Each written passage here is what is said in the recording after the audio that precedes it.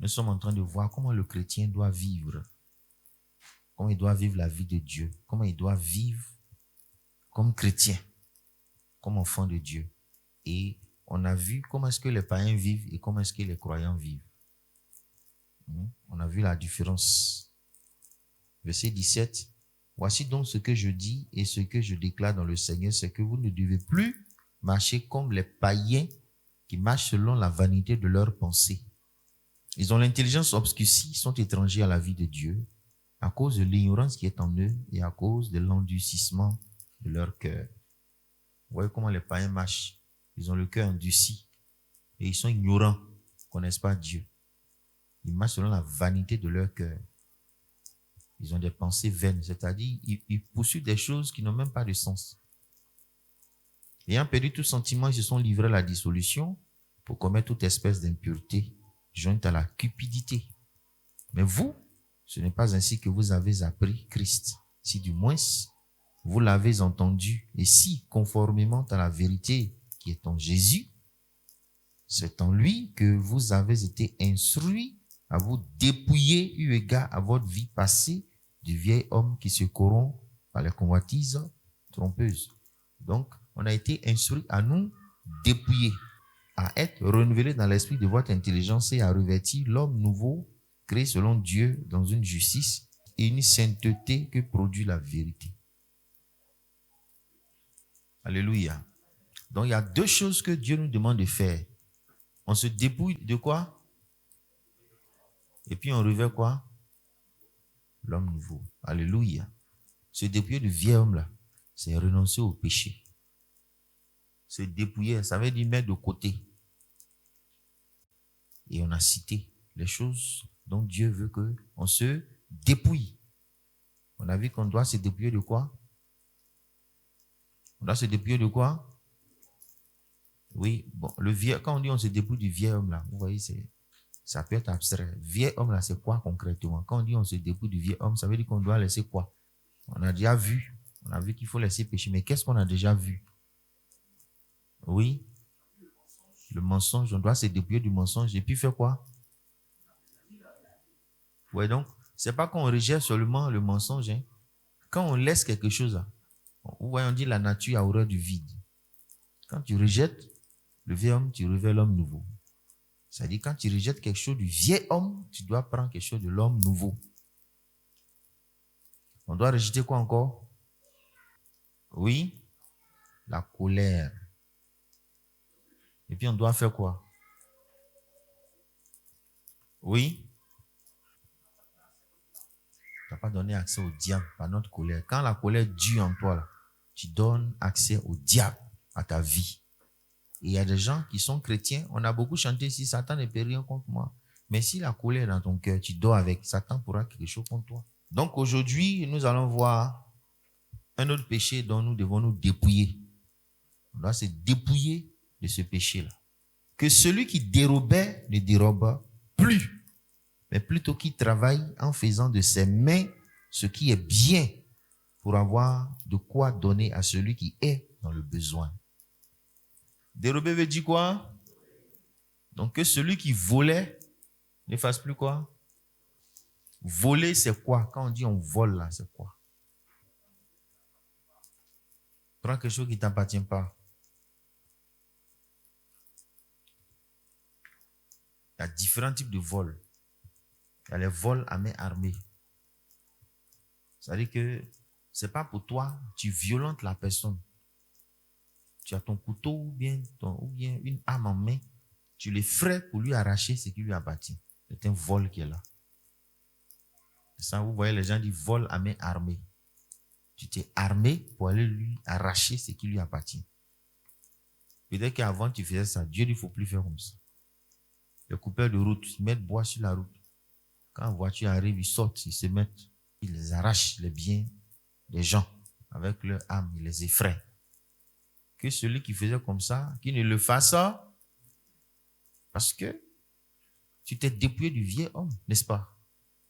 Et tu as revêtu l'homme nouveau. Il y en a même qui tuent pour prendre les biens des gens. Ouais, ça, c'est des grands voleurs. Et ça c'est une grande peine qui tombe sur toi. Quand tu blesses quelqu'un pour prendre son argent, mais prendre un bien qui est pour lui, qui n'est pas pour toi, la justice va te condamner. C'est le grand vol. Il y en a qui sont les arnaqueurs, c'est des voleurs aussi. C'est-à-dire, ils séduisent pour arracher. Il y en a qui font les pickpockets. Il met la main dans la poche de quelqu'un, il prend. Il y en a qui volent quelque chose qui n'est pas... C'est-à-dire, quelqu'un, son argent tombe. Il ne va pas lui dire, mon frère, ton argent est tombé. Il récupère ça. C'est un vol. Il y en a quand ils vont dans les magasins, ils vont dans les supermarchés là, ils profitent pour voler dans le supermarché. Quand ils voient un parfum qui lui plaît, il va prendre ça, il met dans son caleçon. Il y a des gens qui portent habit qui lui plaît là, lui il a son habit, il porte rapidement puis il met l'eau dessus. Il y en a qui volent bonbons, ils volent lait dans le supermarché. Et il se dit que c'est pas grave, que ça c'est des petits vols. Ceux-là, ils sont riches déjà. Petit parfum, après là, ça fait quoi? C'est un vol. Que celui qui dérobait ne dérobe. Toutes sortes de vols. Peut-être quelqu'un t'envoie, va acheter telle chose pour moi. Et tu t'en vas, tu gardes la monnaie. Tu ne donnes pas son argent. Tu pries Dieu même qu'il oublie. Il y a des gens qui fouillent les sacs des gens pour prendre leur bien. Ça, c'est grave. La Bible compare le diable au voleur. N'est-ce pas? Le voleur ne vient que pour dérober, tuer, détruire. Donc, un chrétien, un enfant de Dieu, là, il ne vole pas. Il a fini le vol. On ne vole pas, hein? Si tu voles ta femme, elle peut te poursuivre. Si tu voles ton mari, il peut te poursuivre. Tu voles tes parents. Il y a des élèves qui volent leurs parents. Il y a des enfants qui volent leurs parents. C'est-à-dire que le monsieur a sa clé. Quand il dort, la clé est collée sur lui. Quand il sort, ça est sur lui. Le jour où il a oublié la clé, il dit « Hey, je suis foutu aujourd'hui ». Et l'enfant, il sait que son enfant va rentrer dans la chambre, aller fouiller ces choses. Il y a des gens comme ça, ils ne savent pas. Ils sont voleurs. Ils volent tout. Il y en a qui volent brosse à dents. Ils volent dessous des gens.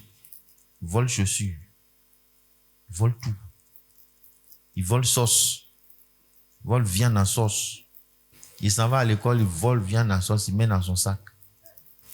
Les parents ont préparé 1 kilo de viande. Lui, il va manger demi-kilo. La nuit, il ne dort pas à cause de viande qu'il a vue, ils ont préparé.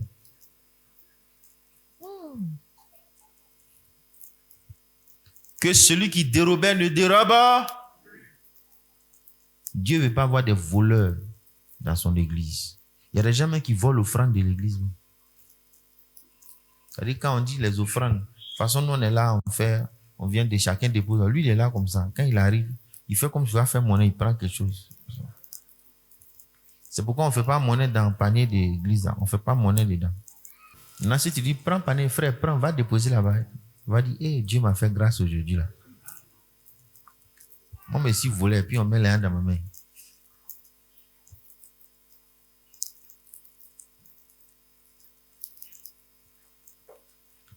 Et vous savez, les vols dans la maison de Dieu, c'est dangereux. Tu vas devenir grave. Judas, c'était un voleur comme ça.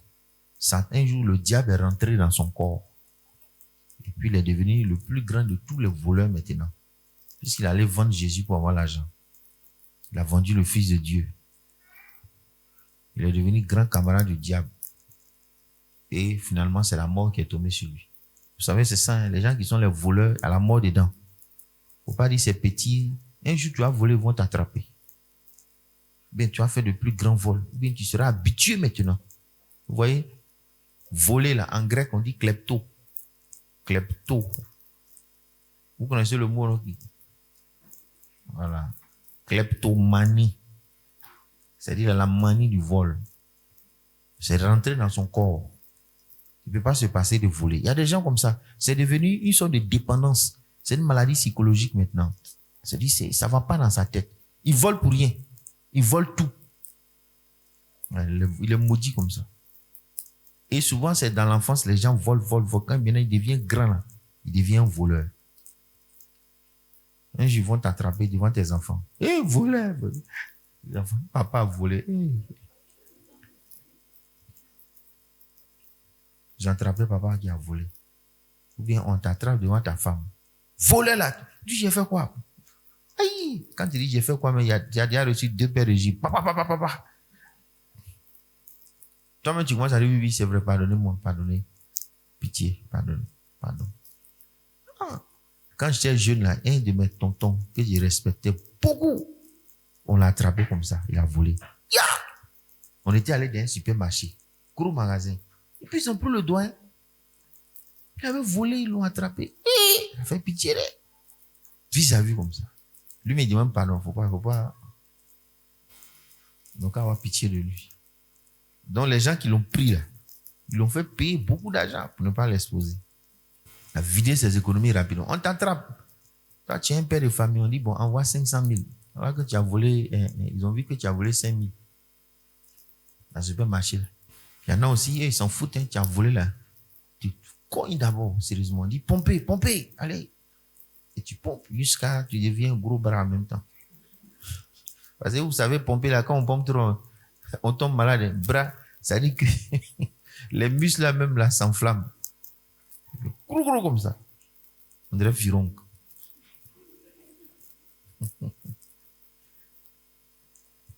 Le vol. Un chrétien n'est pas un voleur. Nous les chrétiens là, si on te met quelque part, même l'argent est bourré autour de toi, tu es tranquille. Parce que c'est pas pour toi. Quelqu'un ne peut pas travailler dans banco. Il va voler forcé. Aïe. Parce que vous voyez dans les banques, l'argent là c'est paquet. Toi-même tu rentres, tu dis, hein? Il y a les kilos de 10 000 francs là-bas. Ça pèse 10 kilos de 10 000. Et ça, tu penses qu'on ne te voit pas. Tu soulèves, on t'attrape. Bye. Tu perds ton travail et puis on te met en prison en plus. Ta vie est gâtée. Il y a des gens, ils font Orange Money de quelqu'un, mais la besoin est foutue. Chaque jour, il descend au moins 2 000 francs. S'il fait un mois là-bas, il fait tomber l'entreprise. Il y a des gens, si tu lui confies quelque chose, gâteau, il faut vendre gâteau là, il va manger jusqu'à il va avoir diarrhée. S'il est dans ta boutique, il va boire lait jusqu'à... Il va manger sucre jusqu'à fatiguer. Mais il va manger les bonbons là jusqu'à... Dis à ton voisin, si tu dérobais, ne dérobe plus.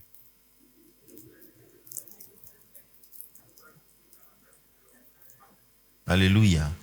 Les enfants, on ne veut pas voir les enfants voleurs. Tu voles 25, 50 francs pour aller à l'école à ça. Et puis il y a des enfants voleurs, c'est pour aller manger seulement. Ils volent 10 000. Ils volent un de ses parents. Ils peuvent voler même 30 000. Vous savez pourquoi faire? Pour manger. Chocolat. Bonbons. À checker. C'est à cause de ça que tu voles. Donc, Dieu dit que celui qui dérobait ne dérobe plus. C'est un commandement de Dieu. Vous voyez, c'est un ordre. Que celui qui dérobait ne dérobe plus. Donc, à partir d'aujourd'hui, si tu es un voleur, tu dois arrêter le vol. Parce que Dieu interdit aux chrétiens de voler. Nous devons nous dépouiller du vieil homme. Quel que soit le travail que tu fais, si tu es un voleur là, tu es foutu dans ta vie. Il faut être un homme intègre, honnête. Ce qui n'est pas pour toi, tu ne prends jamais. Jamais de la vie. On peut te faire confiance. Quand moi j'étais encore petit, j'ai été chez un tuteur. En tout cas, il m'a bien chicoté pour les vols. Donc, ça m'a aidé. C'est pourquoi quand tu as ton enfant qui vole, il faut le corriger même, sérieusement. Correction là, ça libère les enfants. Hein. Il y en a là, tu pries, il ne comprend pas. Mais quand tu as envoyé chicote là, il fait esprit. Saint-Esprit lui parle, il ne comprend pas. Mais quand chicote va lui parler là, il sera délivré. Les enfants voleurs. C'est pas bien. Je me souviens de mon tuteur, il m'a dit, tu sais, les voleurs, on les tue.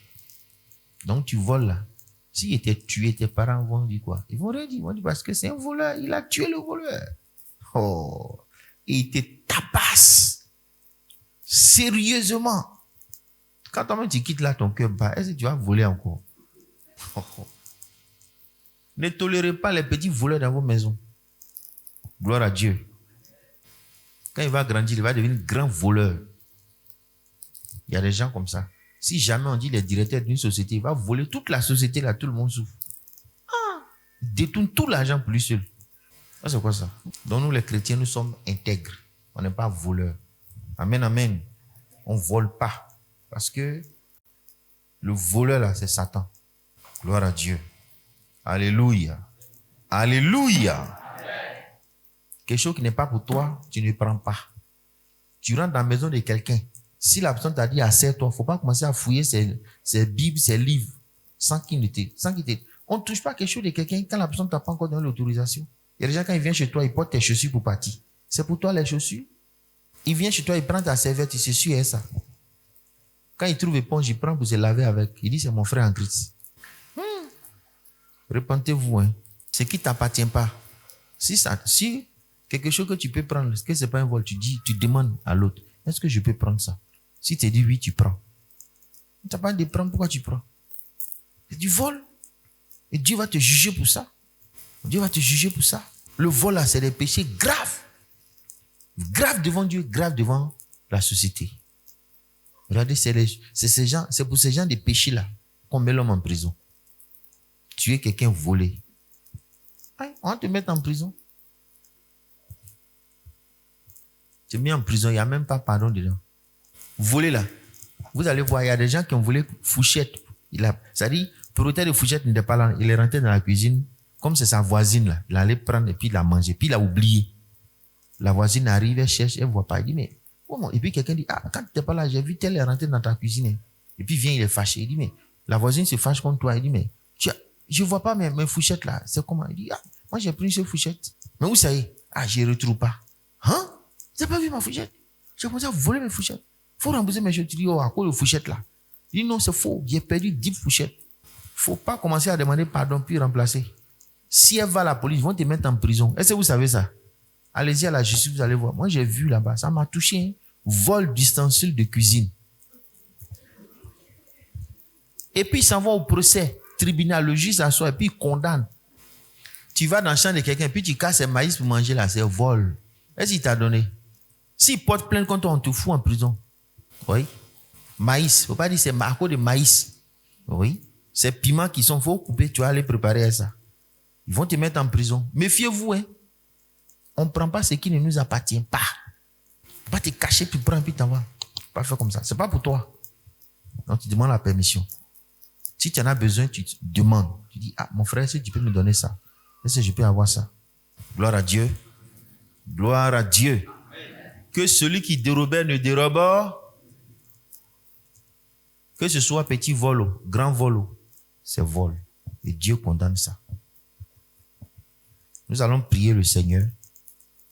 Si tu as l'habitude de voler, peut-être que présentement tu es encore dans le vol, personne ne sait, mais toi tu es un voleur, tu sais ça. Si c'est l'un de tes parents, c'est grave. Tu es un voleur. Tu voles ton mari, c'est mauvais pour toi. Tu voles ta femme, c'est grave. Mais c'est pas bon même pour toi. C'est les femmes qui peuvent nous voler, nous les hommes. Si le garçon s'en voler sa femme, là c'est pas bon. Alléluia. Mais ils ne sont pas autorisés à le faire.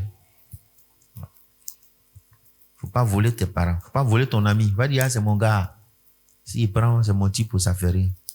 C'est justement ça, mais quelqu'un qui est ton ami, là, tu ne dois pas le voler. Parce que c'est ton ami. Tu as brisé la confiance qui existe entre vous.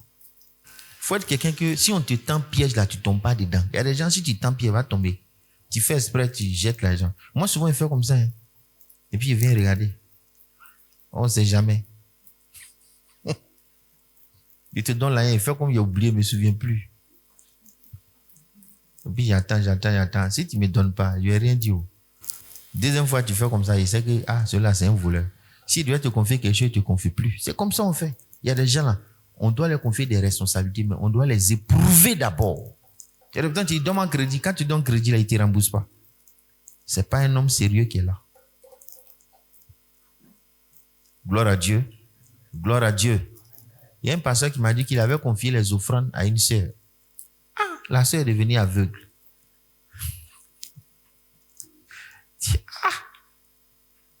Elle ne voit plus. Il a réfléchi, Dieu lui a dit, va récupérer les offrandes. Quand il a récupéré, ses yeux sont ouverts. Gloire à Dieu. Dieu peut te punir comme ça. Tu es un voleur. On ne vole pas.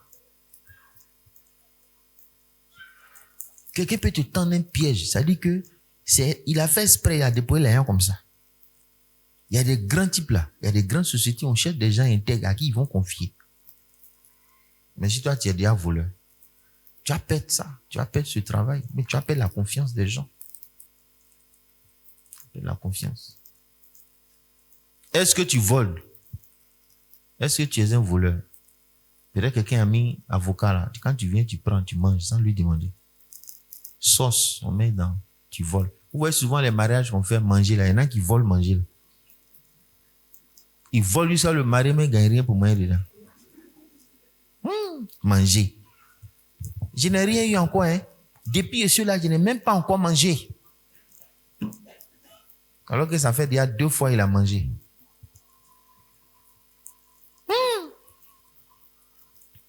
Il y a des gens qui ont distribué la nourriture. Quand les serveurs, les gens sont dans une salle, dans la salle qui est là, quand on sert, manger la viande qu'ils ont mis dessus pour donner aux gens, avant d'arriver ici, il a déjà enlevé au moins 2 morceaux.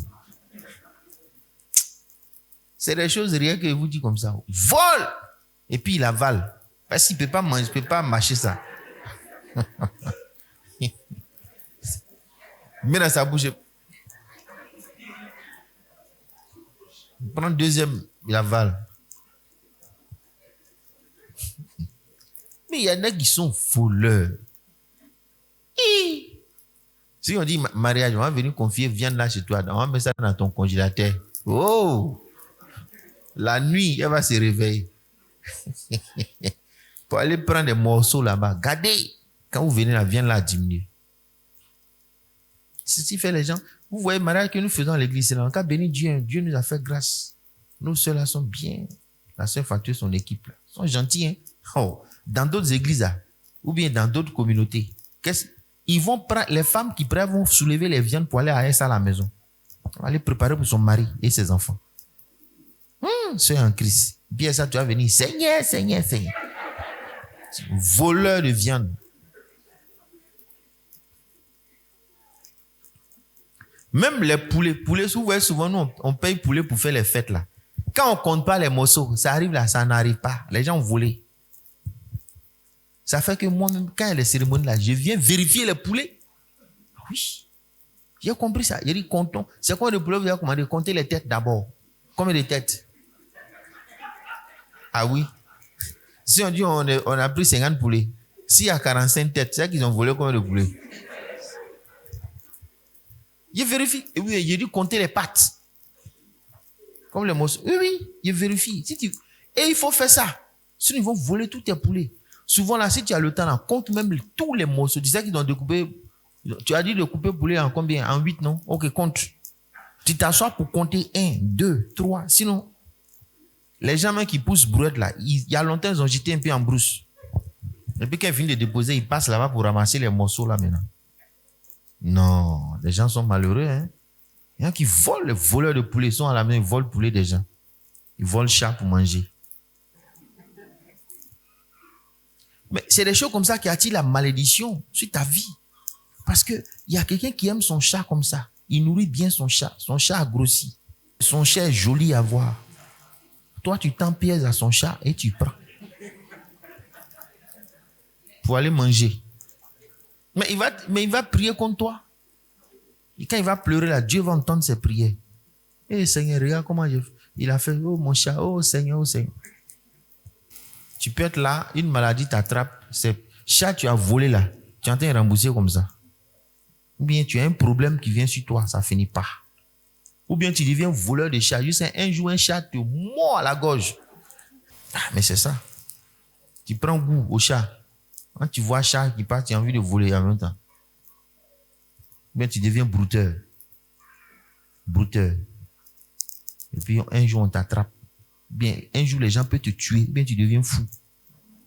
Oui. Bien, Dieu même te juge. Gloire à Dieu. Que celui qui dérobait ne dérobe.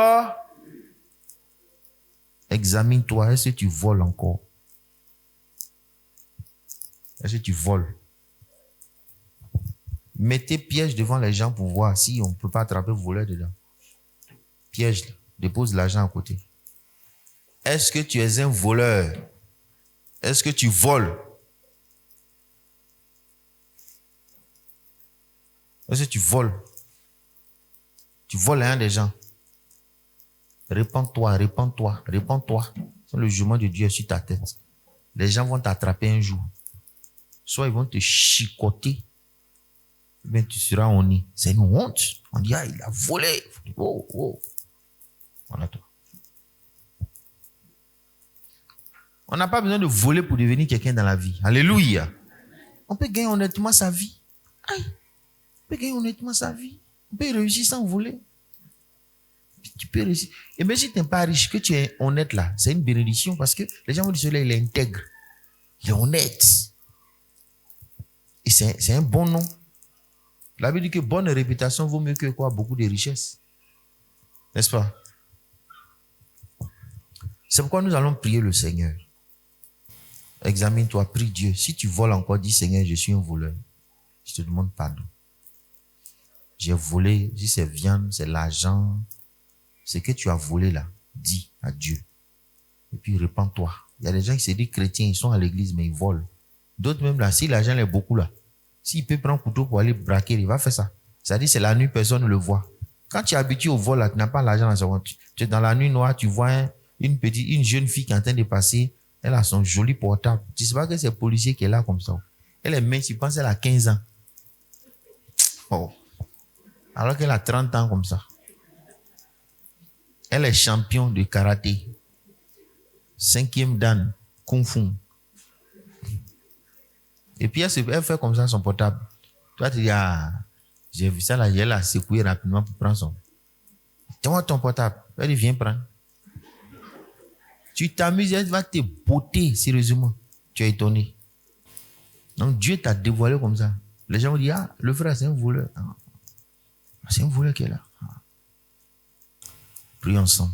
Tu es Seigneur, tu es Seigneur, tu es Seigneur, tu es Seigneur, tu es Seigneur. Seigneur, tu veux que nous soyons intègres, honnêtes. Nous n'avons pas besoin de voler pour prospérer. Nous n'avons pas besoin de voler pour réussir. Nous n'avons pas besoin de voler pour devenir quelqu'un dans la vie. Mais tu es le Dieu qui bénit, le Dieu qui bénit, le Dieu qui bénit. Et tu veux nous bénir. Décide que tu ne vas plus voler. On va prier ensemble. Dis, Seigneur Jésus, j'essaie de me dépouiller du vol. Le vol ne convient pas à un enfant de Dieu. J'accepte de mettre cette mauvaise habitude de côté.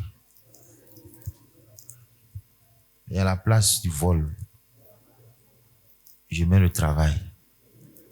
Je m'engage au travail. Merci Seigneur. Au nom de Jésus. Amen. Alléluia. Nous allons continuer. Vous voyez donc, il dit que celui qui dérobe ne dérobe plus, mais plutôt qui travaille en faisant de ses mains ce qui est bien pour avoir de quoi donner à celui qui est dans le besoin. Le secret pour avoir l'argent là, c'est quoi? C'est-à-dire qu'il faut faire travail, puis il faut faire un bon travail. Il ne faut pas dire travail. Il y en a qui vendent drogue, ça c'est pas bon travail. Ça c'est pas bon travail. Voilà. On dit en faisant de ses mains ce qui est bien. Si un travail est mauvais là, ça ne convient pas à un chrétien, toi tu ne fais pas. Mais si tu travailles, Dieu va te bénir. Alléluia. Dis à ton voisin, si tu travailles, Dieu va te bénir. Pour avoir de quoi donner à celui qui est dans le besoin. Frère, ce qui fait que les gens sont pauvres, là, hein? Ce qui fait qu'on est pauvre, c'est-à-dire pauvre, c'est-à-dire on est dans le besoin, là. C'est le manque de travail. Est-ce que vous savez ça? C'est le manque de travail, hein? C'est le secret qui est là. Beaucoup de personnes, quand ça ne va pas, ils disent non, c'est parce que je suis maudit, je vais aller prier toute la nuit, Dieu va me donner l'argent. Il faut prier pour avoir l'argent, mais il ne faut pas t'asseoir pour dire je suis en train de prier, l'argent va venir. Dieu là, il faut chercher sa bénédiction. Mais ce n'est pas Seigneur, donne-moi l'argent, donne-moi, et puis tu es là, ce n'est pas ça. Hein? Dieu bénit l'œuvre de nos mains. Voyons ça dans la Bible. C'est le secret. Il dit pour avoir de quoi donner à celui qui est dans le besoin. Donc, on va voir d'abord que le travail, là, ça permet de satisfaire ses besoins. C'est par le travail que les besoins sont satisfaits. Parce que l'homme a des besoins. Nous, tous qui sommes là, nous avons des besoins. Mais comment pouvoir satisfaire ces besoins-là? C'est par le travail. Tu fais une activité génératrice de revenus. Et tu fais un travail qui te donne l'argent. 2 Thessaloniciens chapitre 3, verset 10 au verset 12. Alors, lorsque nous étions chez vous, nous vous disions expressément, si quelqu'un ne veut pas travailler, qu'il ne mange pas non plus. C'est clair. Nous apprenons cependant qu'il y en a parmi vous quelques-uns qui vivent dans le désordre, qui ne travaillent pas mais s'occupent de futilités. Nous invitons ces gens-là et nous les exhortons par le Seigneur Jésus-Christ à manger leur propre pain en travaillant paisiblement. C'est ça. Donc, si tu travailles, tu vas avoir le pain pour manger. C'est-à-dire que tu auras la nourriture. Maintenant, celui qui dit ne veut pas travailler et puis lui veut manger là, ça, tu ne vas pas gagner manger. C'est pourquoi les enfants qui sont à la maison, qui ne veulent rien faire là, il ne faut pas, on va leur donner manger. Gloire à Dieu. Que celui qui ne travaille pas ne fasse pas quoi? Il va manger. Il y a des gens, frères, vous savez, ils sont là. C'est eux qui sont dans le besoin. Aidez-moi. Aidez-moi. Aidez-moi. Je n'ai pas l'argent. Je n'ai rien. Je n'ai rien. Les gens qui sont là, qui ne font rien, puis disent aidez-moi, il ne faut pas, on va les aider. Il ne faut pas, on va les aider. Celui qui travaille, et puis c'est difficile pour lui, on va l'aider. Gloire à Dieu. Est-ce que vous me comprenez? Mais celui qui ne travaille pas, et puis dit aidez-moi, aidez-moi, il ne faut pas, on va l'aider. Parce que tu vas l'aider, il sera toujours dans le besoin. On dit, au lieu de donner du poisson à manger à quelqu'un chaque jour, là, il faut lui faire quoi? Il faut lui apprendre à pêcher. Là, quand tu ne seras pas là, il va aller pêcher. C'est comme ça qu'on doit traiter avec les gens. Quelqu'un, on voit qu'il aime le travail, on l'encourage. Mais quelqu'un, on sait que c'est un gros paresseux qui fout rien, là, on ne doit pas l'encourager. Regardez, même dans le monde, les gens font ça. Quand quelqu'un travaille bien, on le récompense. Mais celui qui ne travaille pas, on le laisse. Il y a des gens qui ne travaillent pas, mais ils veulent avoir l'argent. Ou bien ils travaillent peu, ils veulent avoir beaucoup d'argent. Ça, c'est pas normal. Gloire à Dieu. Si quelqu'un ne travaille pas, il ne faut pas qu'il va manger. Maintenant, quand nous travaillons là, il y a 2 buts pour lesquels un homme travaille. Tu travailles, pour avoir de quoi manger. Mais c'est toi ceux qui dois manger. Tu dois partager avec ta famille. Un parent, un papa, il a le devoir de travailler pour s'occuper de sa famille. Très important. Les parents doivent travailler pour s'occuper de leurs enfants. Ou bien des parents qui sont vieux et qui n'ont plus les moyens. Alléluia. Parce que si quelqu'un n'a pas soin des siens, la Bible dit qu'il est pire qu'un infidèle. 1 Timothée chapitre 5, verset 8. Donc voilà comment on travaille. On travaille pour ça. Très important. Deuxième raison pour laquelle on travaille. On travaille également pour donner à celui qui est dans le besoin. Amen. On travaille aussi pour aider Pour aider qui ça? Pour aider qui? Les autres. Ce qu'on vient de lire là. Vous voyez? Lui, mais dans ce verset-là, quand tu lis, tu ne vois même pas que tu travailles pour toi-même. Il dit pour aider celui qui est dans le besoin. Ici, là, celui qui est dans le besoin, là, c'est qui? C'est quelqu'un qui n'est pas en mesure de faire ce que toi tu fais. Soit il est malade, soit il est un handicapé, il ne peut pas faire le travail.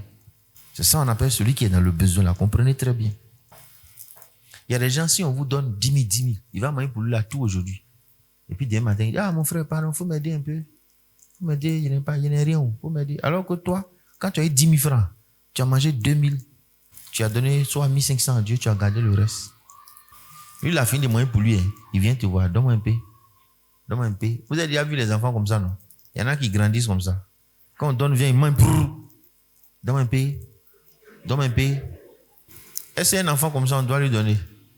On ne doit pas lui donner, il faut l'éduquer. Il faut l'éduquer. Quand il a pour lui, il mange tout. Il y a des papas comme ça. Ils ont le même salaire là. Ils font les mêmes dépenses. Enfin, les dépenses obligatoires. Mais lui, il va aller gaspiller pour lui. Et puis il vient demain, il demande, frère, il faut m'aider. Je me souviens quand j'étais au lycée, il y avait un ami de classe. Souvent, il vient me voir comme ça. Il dit, je vais te vendre un morceau de savon là. Il dit, comment? Non, j'ai faim, je n'ai rien à manger. Il faut prendre mon savon.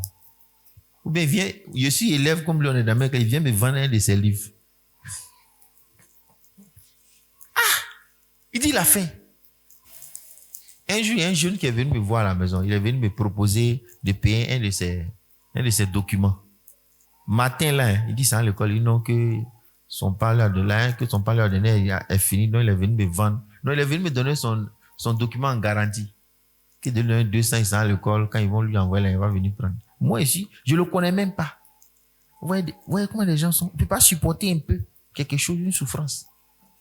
Il va aller vendre des trucs. Donc, Dieu veut qu'on travaille pour prendre soin de nous, nos enfants, la famille, pour aider quelqu'un qui est démuni. Enfin, Dieu veut qu'on travaille aussi pour soutenir son œuvre.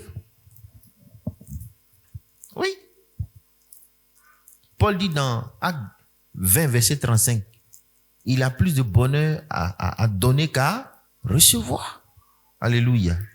Plus de bonheur à donner qu'à recevoir. Et dans Luc 14, le Seigneur Jésus dit de donner et que nous aurons des récompenses dans le ciel. Quand tu donnes à Dieu, tu seras récompensé. Même si c'est terre, tu seras récompensé. Luc 14, verset 13. Mais lorsque tu donnes un festin, invite des pauvres, des estropiés, des boiteux, des aveugles, et tu seras heureux de ce qu'ils ne peuvent pas te rendre la pareille, car elle te sera rendue à la résurrection des justes. Alléluia. Vous voyez ici des gens que nous avons l'obligation d'aider là. C'est des gens, c'est des vrais pauvres parce que ils n'ont pas les moyens d'avoir ça. Là, on a l'obligation de les aider. Mais quelqu'un, toi-même, tu peux travailler et puis tu ne travailles pas. Dieu dit, on n'a qu'à faire quoi? On n'a qu'à te laisser pour que tu aies faim. C'est ce que Dieu a dit. On doit te laisser avoir faim. Que celui qui ne travaille pas, qui ne mange. Mais nous aussi, on a des gros paresseux autour de nous. Quand ils viennent voir, ça ne va pas chez moi. C'est dur. Il faut m'aider un peu. Petit dit, tiens. Après, il vient te voir encore. C'est-à-dire, pasteur, la dernière fois, là, quand je suis venu te voir, tout ce que tu m'as donné, c'est 5 000 francs. C'est déjà fini. Il n'y a plus rien encore. Il faut me donner encore. Il dit, tiens. Pasteur, vraiment, toi-même, quand tu te demandes là, tu ne me donnes même pas beaucoup. Mais, vraiment. Il faut me donner au moins 50 000 francs, 100 000 là, c'est bon. Toi, tu as l'argent. Que celui qui ne travaille pas n'a qu'à faire comment? On veut des gens qui travaillent. Amen. Amen, amen. Alléluia. Si on doit t'aider, c'est que toi-même tu es handicapé. Ça ne va pas. C'est celui qui est handicapé, on est obligé de l'aider. C'est ça qui est l'obligation. Mais quelqu'un peut ne pas être handicapé puis être dans un véritable besoin. Pas qu'il est paresseux. Celui-là aussi, on doit l'aider. Alléluia. On peut traverser des moments difficiles et celui-ci donne aide. On peut lui venir en aide. Mais il y a des gens, c'est des gros paresseux, on les connaît. On les connaît. Il vient te voir, donne-moi l'argent. Toi, tu l'aides. Mais si toi, tu as un travail à faire, il ne va pas venir t'aider aussi. Regardez des enfants comme ça. Toi, tu veux qu'un tonton, tu le vois, tonton, il faut m'aider, il t'aide. Tonton, il faut m'aider. Mais si tu es intelligent, tu vas lui rendre service, tu vas aller chez lui pour dire, tonton est gentil envers moi, qu'est-ce qu'il peut faire pour lui? Mais tu ne vas même pas le voir comme ça. Il peut venir chez toi, tu es en train de balayer, il est là, il est assis. Ce n'est pas son problème. Il attend quand on prépare, il va manger. Et puis si ta femme a préparé, qu'elle a servi beaucoup dans l'assiette là, tu vas voir. Il y avait un de mes amis, on était au lycée, toujours. Un jeune, mince comme ça. Il ne gagnait pas à manger. Et puis, un de nos responsables d'église l'a invité chez lui. Il dit, bon, chaque midi, tu viens manger. Premier jour, on l'a invité. On dépose manger là sur la table. Puis, on se sait à tout de rôle. Et le tonton dit, comme toi, c'est la première fois que tu es, c'est-toi. Tu as l'honneur, c'est-toi en premier. Il dit, il sert, il met dans son... Et puis, il appuie. Premier jour déjà, il a tellement servi que le tonton dit, il faut penser à nous aussi. Et regarde tous ceux qui sont là. C'est-à-dire, il se sert tellement, chacun regarde, chacun a pitié de chacun dit, essayez à voir aussi. Tonton la qui il a invité chez nous aujourd'hui là. C'est quel enfant il a fait venir ici là. Ouais, les gens pensent dans leur cœur, ils souffrent. Alléluia. Sois généreux. On travaille, Dieu nous bénit, on a l'argent, on est gentil, on est généreux, on fait du bien. Et on va lire ce passage et nous allons prier le Seigneur. Vous allez voir, c'est le but pour lequel l'homme travaille. Et Dieu va te bénir. 1 Timothée, chapitre 6, verset 17. Je vous lis ça. C'est un passage que on a déjà prêché là-dessus. 1 Timothée 6, verset 17. Recommande aux riches du présent siècle de ne pas être orgueilleux, de ne pas mettre leur espérance dans des richesses incertaines, mais de la mettre en Dieu qui nous donne avec abondance toutes choses pour que nous en jouissions. Recommande-leur de faire du bien, d'être riche en bonnes œuvres, d'avoir de la libéralité, de la générosité et de s'amasser ainsi pour l'avenir un trésor placé sur un fondement solide afin de saisir la vie véritable. Vous voyez, quand Dieu nous bénit et puis on a l'argent, là, on doit être généreux. Il y a beaucoup de choses. Vous voyez, c'est pas une seule chose qu'on dit de faire, hein? De la générosité, de la libéralité, d'être riche en bonnes œuvres. Ouais, fais tout ça. C'est-à-dire quand Dieu te bénit que tu as les moyens, là, paye tes dîmes régulièrement, paye toujours tes offrandes. Quand on dit il y a quelque chose à faire là, contribue, participe. Et puis, faut être gentil envers les gens démunis, les personnes en difficulté que tu peux aider, qui sont autour de toi. Fais quelque chose aussi pour ces gens-là. Amen. Soutiens l'œuvre de Dieu. Il y a des ONG que vous voyez qui font beaucoup de choses là. C'est des ONG chrétiennes, hein? Mais ils aident tout le monde. L'argent qu'ils vont dans les églises là. Alléluia. Soyez présents, hein?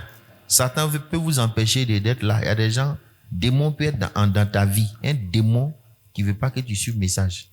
Quand tu t'assois net, il vient s'asseoir sur tes yeux comme bogo. Il faut jeûner, prier pour le chasser. Gloire à Dieu. Donc Dieu, quand Dieu nous donne les moyens là, c'est pourquoi on travaille pour son nom. C'est pour cela qu'on a l'argent. On fait ça, on fait son œuvre avec ça. Amen, amen. Alléluia. Donc, les bonnes œuvres, générosité, libéralité. Donc, tous ces différents domaines-là, il faut être sûr que toi, tu es dedans. Quand on dit les dons à l'église, tu es dedans. Dons à un pauvre, ou bien à des gens vraiment, tu es dedans aussi. Soutien pour les bonnes œuvres. On dit on va construire temple, on va faire ça. Clôture, tu es dedans aussi.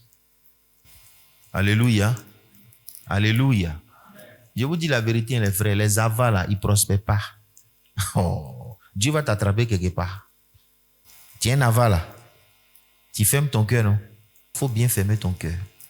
Quelqu'un va te tromper, tu vas prendre crédit à ta banque. Tout ton argent va finir. Puis tu vas mettre dans soit voiture. Voiture là va aller tomber dans un trou. Tout l'argent finit comme ça. Et maintenant, la banque te coupe par mois 200 000, 200 000, 200 000, 200 000. Tu deviens démuni. Ta femme a faim, les enfants ont faim. C'est toi qui as fait ça. Parce qu'au moment où tu devais contribuer dans la maison de Dieu, tu as fermé ton cœur. Que Dieu nous protège. Voilà. Que celui qui dérobait ne dérobe plus. Mais qu'il fasse quoi? Travail, qu'il fasse avec ses mains ce qui est bien. Pour aider celui qui est dans le besoin. Si nous contribuons à l'œuvre de Dieu, vous allez voir que nos dons là, à l'église, là, nos soutiens, là, ça va aider des personnes qui sont dans le besoin. Les païens sont des gens les plus démunis, spirituellement parlant. Il y en a qui sont socialement perdus. On peut les aider par nos dons. Vraiment, il y a beaucoup de choses à vous dire là-dessus. Il y a beaucoup d'idées, des choses à vous partager. Je vais vous lire encore un autre passage et nous allons prier le Seigneur. Vous savez, frère, on dit quand tu fais un travail, puis ton argent là, c'est pas beaucoup là. Il faut faire autre chose pour ajouter encore. Deutéronome 28, verset 3. Si par exemple, tu fais un travail où tu as un emploi régulier là, tu peux faire un champ, un bon champ. Tu peux faire soit EVA. Sur 5 ans, 6 ans, 7 ans. 7 ans là, ton EVA est prêt. Tu peux faire élevage. Parce que si tu veux te contenter d'un seul salaire, ça ne va pas te suffire. La vie de Dieu est dure. Gloire à Dieu. Quand tu as fait quelque chose, tu réfléchis, qu'est-ce que je peux faire d'autre? Il y a des femmes, tu les vois là, elles sont dans un bureau, mais elles font commerce. D'autres personnes sont dans un bureau, elles font restaurant. C'est-à-dire, la nuit, elle prépare son repas, elle va ça au bureau, et puis elle vend aux gens, les gens payent. Elle gagne son argent dedans. Beaucoup ont des idées. Et je vais vous donner un secret. Si tu veux avoir l'argent, il ne faut pas construire une maison pour mettre en louage. Il n'y a pas l'argent dedans. Il n'y a pas l'argent dedans, hein?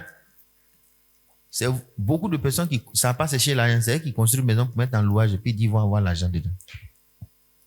Ceux qui font ces puis ils ont l'argent, c'est les richards. Ils sont riches, ils ont beaucoup d'argent. Ou bien, tu as l'argent, tu es à Abidjan. Là, tu peux gagner l'argent dedans. Mais tu as main ici. Tu es au quartier Coco. Quartier Misro. Tu vas construire une maison pour mettre en loi. Tu ne vas pas avoir l'argent. Parce que construire une maison, là, c'est des millions. En quelle année, l'argent que tu as mis dedans, ça a sorti? Mais si tu as beaucoup d'argent, tu peux faire ça. C'est comme si tu places l'argent dans des investissements. Mais tu te débrouilles, tu n'as même pas grand-chose. Petit, tu es là, tu t'en mets ça dans la maison. Ça ne va pas t'aider. Si c'est maintenant, tu vas dormir dedans. Là, tu peux faire ça. Parce que tu as une famille, c'est une garantie. C'est ta propre maison. Est-ce que vous comprenez ce que je veux dire? Mais toi, tu as 1 million. Tu dis tu as construit une maison pour mettre en louage et puis tu vas avoir l'argent. Tu n'auras pas l'argent. Hein? Si tu as 1 million, fais ton commerce avec ça ou bien fais un champ. Réfléchis à quelque chose que tu peux faire. Ça va te rapporter l'argent. Alléluia. Donc, nous devons travailler pour augmenter nos revenus. C'est comme ça. On doit faire quelque chose pour que ton argent augmente. Il faut réfléchir sur ce que tu vas faire pour que l'argent là, ça augmente. C'est comme ça on fait. Tu fais quelque chose d'autre, ça augmente. Tu fais quelque chose d'autre, ça augmente. Il y a des gens pendant qu'ils travaillent là, ils apprennent un nouveau métier. Oui. Et puis ils développent des compétences. Gloire à Dieu. Ne cherchez pas l'argent rapide. L'argent rapide là, c'est l'argent en ligne. Tu places l'argent pour avoir l'argent. C'est faux, hein? C'est aléatoire. Il ne faut pas mettre ton argent dans un projet. Tu donnes l'argent à quelqu'un qui est derrière l'ordinateur. Tu ne vois pas son visage, tu ne sais pas qui il est. Moi, il ne fait jamais ça. Jamais de la vie. Place ton argent dans quelque chose qui est concret. Là, l'argent va sortir. Gloire à Dieu. Gloire à Dieu. Ok. Donc, parce que je suis en train de vous dire ça, parce que la Bible dit de travailler, hein, de faire avec ses mains ce qui est bien, afin d'avoir de quoi. Oui. Il faut travailler pour avoir quelque chose. Donc, il faut faire un bon investissement. Mais il y a quelque chose de bon, d'intéressant. Donc, je vais m'arrêter là pour ce soir. Et j'ai pris le passage de Deutéronome chapitre 28. Je vais vous lire le verset 3. Tu seras béni dans la ville et tu seras béni dans les champs. Alléluia. Frère, Dieu dit, va nous bénir. Où ça? Dans la ville et dans les champs. Oh. Et quand on dit Dieu te bénit là, c'est une bénédiction à tous les niveaux. Hein. Quand on dit béni, il ne faut pas penser à avoir l'argent seulement. Il y a des gens qui ont l'argent, ils ne sont pas bénis. Vous ne savez pas. Ah bon. Tu peux avoir l'argent et puis tu n'es pas béni. La bénédiction dont il est question, c'est un bien-être spirituel, moral. Oui. Un bien-être d'abord qui est spirituel. C'est-à-dire que tu as une relation avec Dieu en ville. Parce que tu peux être en ville et puis ta vie chrétienne est gâtée. Ce n'est plus une bénédiction pour toi. Mais si tu es en ville et puis par la grâce de Dieu, tu as les moyens de vivre ta vie chrétienne, de t'en sortir. Il y a des gens qui sont en ville, ils sont à côté des fumoirs. Même quand il n'a pas fumé, odeur de drogue remplit sa maison. Ses enfants même sont saoulés. Sa femme est saoulée. Ils ne sont pas dans le fumoir, mais on fume tellement. Est-ce que tu es béni, moi? Toi, tu dis tu es en ville, mais tu es dans un quartier qu'il y a fumoir à côté de toi. Ouais, donc, tu peux prier que ce fumoir soit fermé. Ou bien, en tout cas, si tu dois déménager, tu déménages. Parce que Dieu veut ton bien-être, même quand tu es en ville. Alléluia. Alléluia. Au champ aussi, Dieu veut que tu sois béni. C'est-à-dire, tu mènes une activité qui est bénie, mais toi-même, physiquement, spirituellement aussi, c'est un bien-être que tu vis. Dieu veut ça pour nous, les frères. Dieu veut que tu sois béni. Dis à ton voisin, Dieu veut que tu sois béni. Alléluia. Dis même, tu es béni déjà même. Alléluia. Alléluia. Frère, il faut croire que tu es béni et puis ne vole pas. Il ne faut pas être un voleur. Il faut travailler. Travaille, fais ce qui est bien. Et Dieu va bénir l'œuvre de tes mains. Tu vas voir que tu auras les moyens. Et puis, quand Dieu te bénit, ça ne veut pas dire que quand on dit Dieu te bénit, tout l'argent vient. C'est aujourd'hui que tu es devenu riche en même temps. Ce n'est pas ça. Hein? Alléluia. On est patient. On est travailleur. On persévère. Et puis, tu vas voir que ça va aller. Tu cherches à augmenter tes compétences, tes capacités. Tu cherches à te développer, quoi. Tu cherches à faire quelque chose. Mais si tu gagnes petit, c'est bon. Tu peux faire une activité où tu gagnes 500, c'est pas mauvais. Après, ça peut être 1000 francs, 2000, 2000, 3000, c'est comme ça. C'est de l'argent qui est là. Gloire à Dieu. Donc, vous voyez, le passage nous montre que, comme nous sommes maintenant en Christ, on doit faire comment? Travailler. Le travail, c'est une vertu, c'est une qualité. Oui. Il y a des gens, ils vont dire qu'il va gêner prier pour qu'il est maudit. Il est maudit, Dieu a maudit sa famille, donc il va gêner jusqu'à la bénédiction va venir sur lui. Il faut continuer de gêner, prier. C'est pauvreté qui va t'accompagner. On prie, c'est vrai, mais on travaille. On prie et puis on travaille. Hein? Alléluia. On prie et puis on fait comment? On fait les deux. Si tu pries, mais tu n'entreprends rien, tu es paresseux, comment ça va marcher pour toi? Ça va pas marcher pour toi. Chacun doit se battre. Regardez, comme je vous dis souvent, les enfants des riches, leurs papas ont l'argent, mais ils travaillent. Et ils se battent encore. Mais beaucoup d'enfants là sont pas, n'ont même pas grand chose. Peut-être sont pas laissés un lot, ils sont 10. Il dit, mon papa a tiré. Chacun doit travailler. Travaille dur, travaille toi-même. Si tu élèves la bosse, si tu es grand, travaille. Chacun doit faire quelque chose. Amen. Et puis si tu travailles là, il faut gérer ton argent. Tu as 10 000 francs, on ne mange pas tout. Il y a des gens, ils ont 10 000, ça va manger poulet braisé, poulet piqué. Tu peux bien manger sans gaspiller tout ton argent. En tout cas, je pense que vous avez bien compris. Alléluia. Nous allons donc nous arrêter là. Et on va se lever pour prier le Seigneur. Si tu as des difficultés financières, tu as des problèmes, réfléchis sur ce que tu vas faire. Aime le travail. Amen. Voilà, fais quelque chose avec tes mains. Fais quelque chose. Parce que si tu fais rien, tu peux devenir voleur. Si tu peux faire menuiserie, il faut faire menuiserie. Tu peux faire maçonnerie, va faire maçonnerie. Si tu es solide, il faut faire ça. Tu peux faire ton petit commerce, il faut faire. Tu peux faire travail de servante, tu fais. Tu pries Dieu même, Seigneur, je vais faire quelque chose, Seigneur. Et puis tu t'en vas faire ça. Tu peux rendre des services aux gens, et puis bon, ils vont te récompenser. Mais en attendant, si tu n'as pas encore trouvé quelque chose à faire, ce qui est sous ta main là, il faut faire ça. Il y a des gens, il n'a pas les moyens actuellement là. Maintenant, ce qu'on lui propose aussi, il refuse. Il dit non, moi, il ne peut pas faire travail comme ça. Mais tu as quoi actuellement? Je n'ai rien. Ce que tu peux faire maintenant, fais pour avoir un peu au moins, en attendant. Ou bien, tu n'as rien. Ce qu'on dit faire, tu dis non, tu ne veux pas.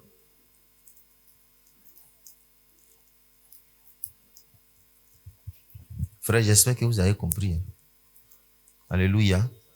Alléluia. Bénis Dieu pour sa parole et puis engage-toi au travail. Dis Seigneur Jésus, j'ai rejeté le vol. J'accepte maintenant le travail. De faire un travail qui est bien.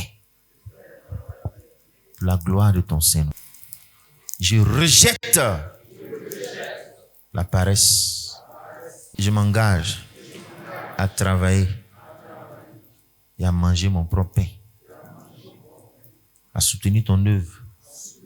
À venir en aide aux nécessiteux.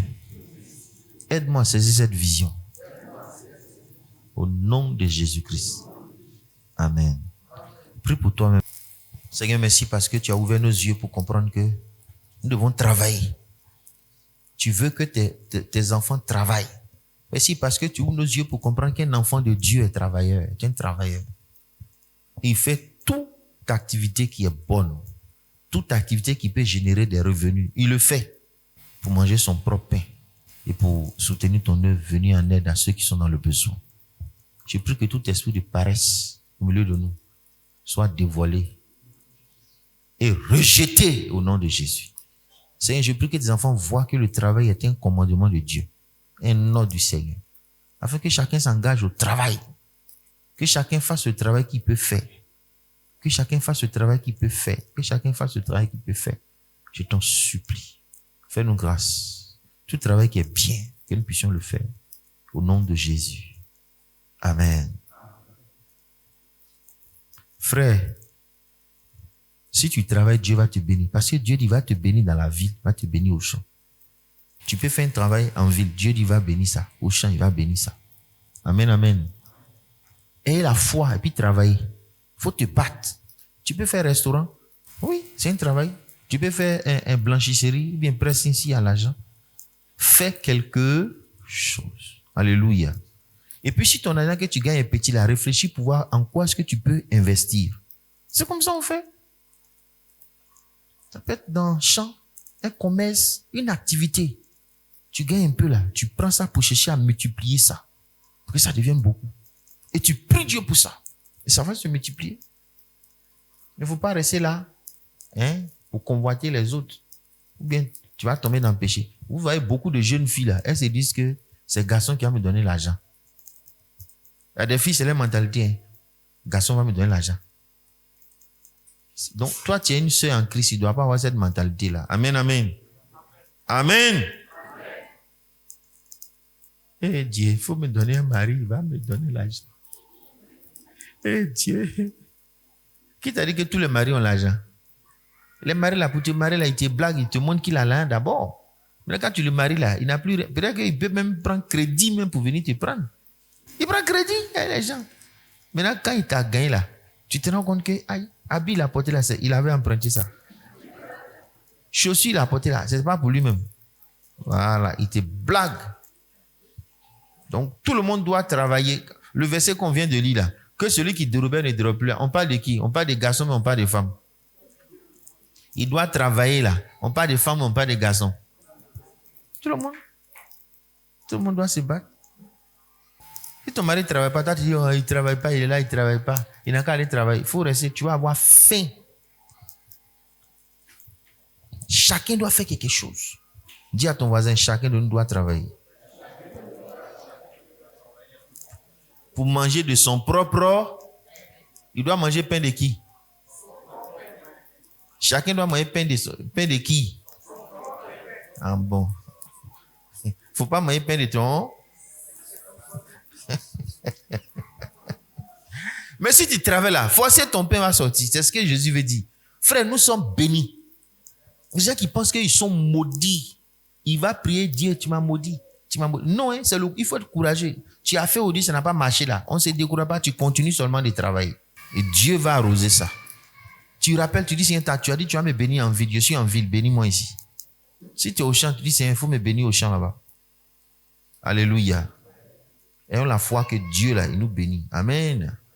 Voilà. Donc, réfléchis sur des choses à faire, des projets, renseigne-toi. Qu'est-ce que je peux faire? Et puis voilà, Dieu va faire que ça marche. Tu peux faire, ça peut être un commerce, ça peut être une activité, ça peut être un service, quelque chose que tu fais. Tu peux développer une compétence, un savoir-faire, quelque chose. Et puis ça peut te rapporter l'argent encore. C'est comme ça les frères. C'est comme ça. Le travail va contribuer à ton indépendance financière, à ton indépendance sociale. C'est le travail. Si tu ne fais pas ça là, tu seras dans la dépendance. Frère, Dieu qui nous a créés veut qu'on travaille. Regardez l'or là. Est-ce que Dieu a mis ça dehors comme ça? C'est où?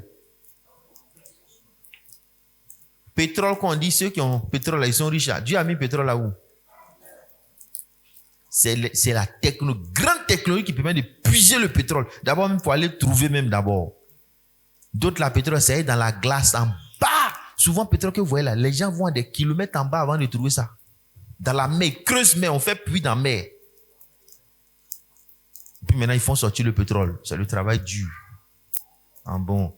Et puis ceux qui vont chercher le pétrole là, ils peuvent mettre souvent 3 milliards, 4 milliards, et puis le pétrole là ne sort pas. Et puis il ne se décourage pas. Il va chercher encore ailleurs. Bien sûr, il tombe sur gros gisement de pétrole. C'est pour cela que quand ils trouvent là, on ne donne pas beaucoup au pays où on a trouvé. Et ils ont 90%, le pays a 10%. Et ils ont trop cherché avant de trouver. Ils vont enlever tout l'argent dedans d'abord. Nous, on est là, on dit c'est mon pétrole, c'est notre richesse. Ça, c'est notre richesse. Mais s'ils ne sont pas venus chercher, là, c'est toi-même, ça va te profiter. Hein? Ça va te profiter. Donc, si on te donne même 10%, il faut dire Dieu merci. Parce que c'était toi, ça a pourri en bas là-bas. Ça n'a même pas sorti. Gloire à Dieu. Je pense qu'on a bien compris ce message. Nous devons aimer le travail. On doit rejeter le vol. Les voleurs sont des lâches. Ils n'ont pas la foi.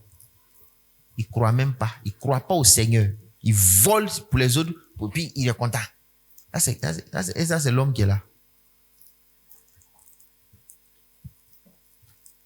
Dis merci à Dieu pour sa parole. Et crois que tu es béni. Et que si tu travailles, Dieu va multiplier l'œuvre de tes mains. Prions ensemble. Père, je vais te dire merci. Parce que tu m'as béni. Et j'ai la pleine conviction que si je travaille, tu vas multiplier. Seigneur, ce peuple est béni. Permets à chacun de comprendre qu'il est béni.